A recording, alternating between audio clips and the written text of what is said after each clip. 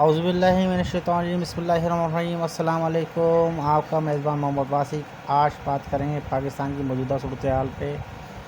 تو پاکستان اس وقت مختلف چیلنجز اور تبدیلیوں کے دور سے گزر رہا ہے۔ ملک میں مہنگائی، بجلی اور گیس کے مسائل عام آدمی کے لیے بڑی پریشانی بنے ہوئے ہیں۔ حکومت کی جانب سے معاشی استحکام کے لیے مختلف اقدامات کیے جا رہے ہیں، جبکہ بین الاقوامی مالیاتی اداروں کے ساتھ معاہدوں کی کوششیں بھی جاری ہیں تاکہ معیشت کو بہتر کیا جا سکے۔ سیاسی میدان میں بھی کافی سرگرمی دیکھنے میں آ رہی ہے۔ مختلف سیاسی جماعتیں آئندہ انتخابات کی تیاری کر رہی ہیں اور عوامی جلسوں کا سلسلہ جاری ہے۔ عوام کی بڑی تعداد یہ امید رکھتی ہے کہ آنے والے دنوں میں سیاسی استحکام آئے گا، جس سے ملک ترقی کی طرف بڑھے گا۔ دوسری طرف سیکورٹی کے معاملات پر بھی حکومت اور ادارے متحرک ہیں تاکہ ملک میں امن و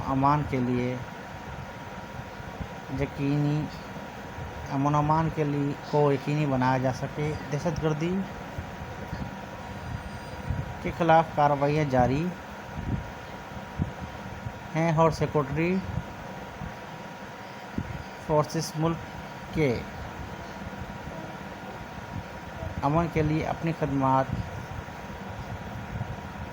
انجام دے رہی ہے۔ ٹیکنالوجی اور سوشل میڈیا کا استعمال بھی پاکستان میں تیزی سے بڑھ رہا ہے۔ نوجوان آن لائن کاروباری، فری لانسنگ اور ڈیجیٹل پلیٹ فارمز کی طرف آ رہے ہیں، جو مستقبل کے لیے ایک مثبت اشارہ ہے۔ اگر مجموعی طور پر دیکھا جائے تو پاکستان مشکلات کے باوجود آگے بڑھنے کی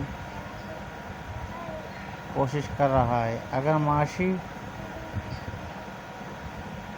سیاسی اور سماجی استحکام آ جائے تو پاکستان ایک مضبوط اور ترقی یافتہ